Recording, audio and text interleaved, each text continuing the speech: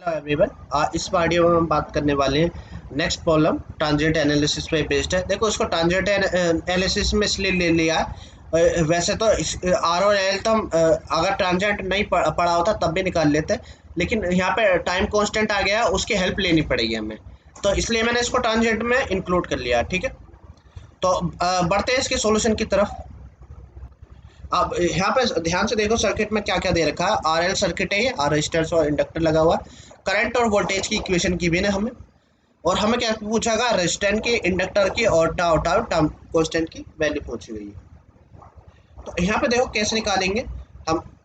हमें पता रजिस्टर तो क्या होता है, वी अपॉन आई। ठीक है, रजिस्टर पे तो कोई डिपेंड नहीं करता, जिस स्टैंड पे निकाल ले वो उसी का निकाल के दे देता है बस। तो रेजिस्टेंस हम निकाल लेंगे वोल्टेज और करंट की इक्वेशन का डिवाइड करके। तो हमें पता आर तो आ जाएगा यहाँ से V of T upon I of T करके। तो वी ऑफ टी दे रखा मुझे 50 ई की पावर माइनस 2000 टी, और नीचे आ जाएगा 10 ई की पावर माइनस 2000 टी। ये किस में, मिली एम्पेयर में। ठीक है, ध्यान से देखना तो किस में, ये मिली एम्पेयर में।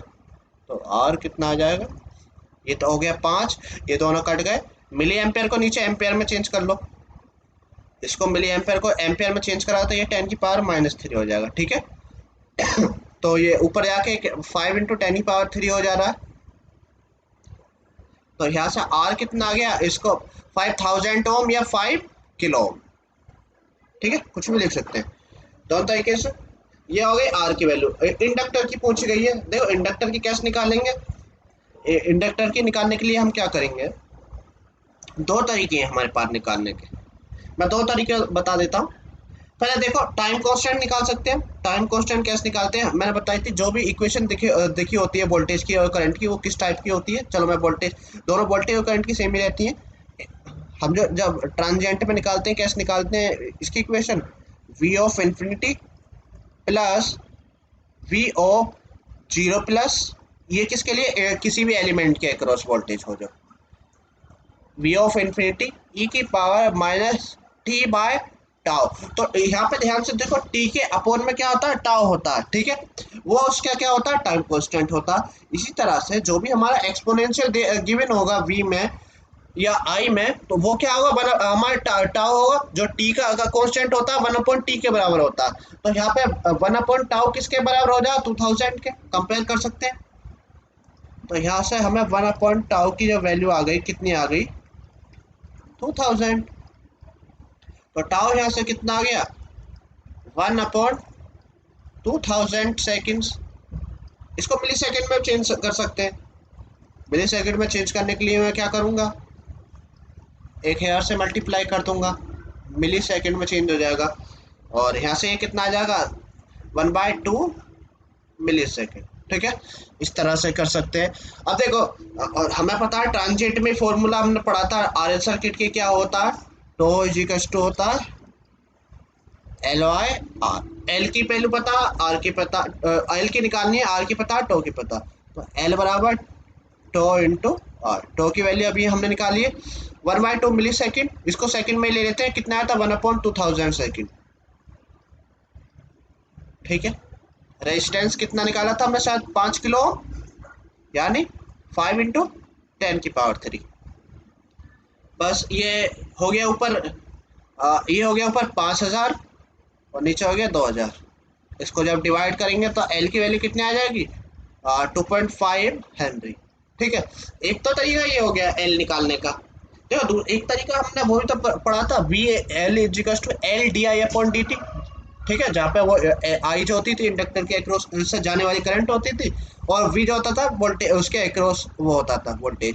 तो हम दोनों तरीके से कर सकते हैं। यहाँ पे अब तुम सर्किट में ध्यान से देखोगे, वी ऑफ टी जो वो इंडक्टर के अक्रॉस का वोल्टेज दे रखा है, उससे निकलने वाली करंट। अब यहाँ पे देखो करंट की डायरेक्शन इसने थोड़ी अपोजिट दे दी है हमको। यहाँ पे करंट की डायरेक्शन क्या दी है उसने, अपोजिट। जब हम इसका फॉर्मूला लिखेंगे, यहाँ पे क्या कर देंगे, करंट इस तरफ से होनी चाहिए थी ना, जब तक V L equals to L D I upon D T लगाएंगे। जो अपोजिट डायरेक्शन चली गई, तो करंट की डायरेक्शन में क्या कर देंगे, अपोजिट कर देंगे। तो हमारा फॉर्मूला ये बन जाएगा। देखो इंडक्टर की वैल्यू निकालने का दूसरा तरीका बता रहा हूँ मैं। इस तरीके से भी तो कर सकता है कोई। क्योंकि सबके उसमें आ सकता है। खैर करंट की डायरेक्शन अपोजिट है तो यहाँ पे क्या लगाएंगे, माइनस। ठीक है, ये करंट अगर नहीं होता, करंट प्लस में वाले उस टर्मिनल में जारी होती तो यहाँ क्या होता, प्लस होता। वी की वैल्यू कितनी है देखिए, वी की वैल्यू मैं यहाँ पर निकाल के दिखाता हूँ।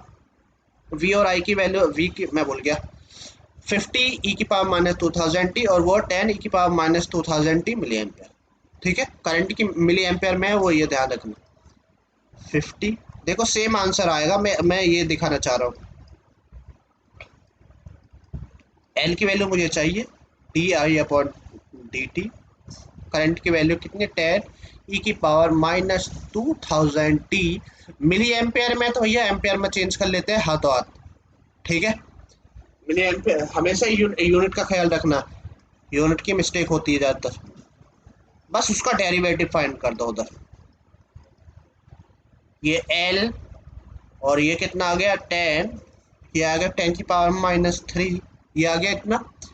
और इसका डेरिवेटिव फाइंड करना ई की पावर माइनस 2000 का, तो ई की पावर ये कितना हो जाएगा, ई की पावर माइनस 2000 टी, ई की पावर उसका सेम रहता है, और उसका चेन रूल लगाया हमने, माइनस 2000 टी का करा तो कितना आ जाएगा, माइनस का 2000। ठीक है, बस यहाँ से आप क्या देखो, ई की पावर ये तो कैंसिल हो गए,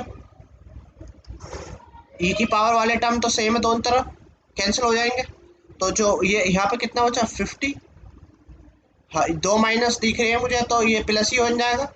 तो ये हो गया एल, और ये कितना हो गया, ये 10, ये 10 की पावर माइनस 3, और ये कितना बचा 2000। ठीक है, तो ये 10 की पावर माइनस 3 इसके इसे कितना बना देगा, दो केवल।